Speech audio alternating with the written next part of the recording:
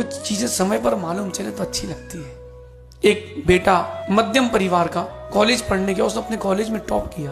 पिता ने कहा बेटा क्या चाहिए फेयरवेल में बता। बोले पिताजी सारे दोस्त कार लेके आएंगे उस दिन, मुझे भी कार चाहिए। पिताजी कहते बेटा अपनी इतनी हैसियत नहीं है कि अपन कार ले पाए।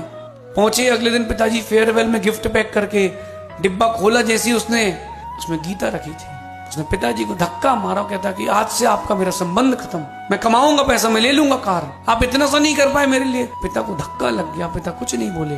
घर जाके पिताजी ने वो डिब्बा रख दिया। बेटा मुड़ के नहीं देखने आया 25 साल तक। जो 7 साल के बच्चे को जो भाव आता है ना कि मेरे my father is the best father in the world, जब तुम 50 साल के होगे तब मालूम चलेगा कि my father is the best father in world. 50 साल की उम्र में उसको पिता की याद आई, मालूम चला पिताजी को गए 10 साल हो चुके हैं।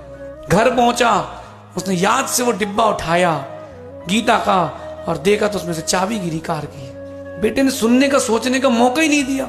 कार शोरूम में गया, वो कार वहीं खड़ी थी 25 साल से।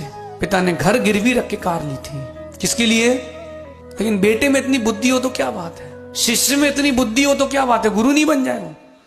तो शिष्य हो चाहे पुत्र हो, गुरु और पिता उसके लिए उसकी हैसियत से ज्यादा सोच के रखते हैं, उसकी हकदार से ज्यादा सोच के रखते हैं। लेकिन थोड़ा धैर्य रखना चाहिए, धैर्य रखता है तो बहुत कुछ मिलता है।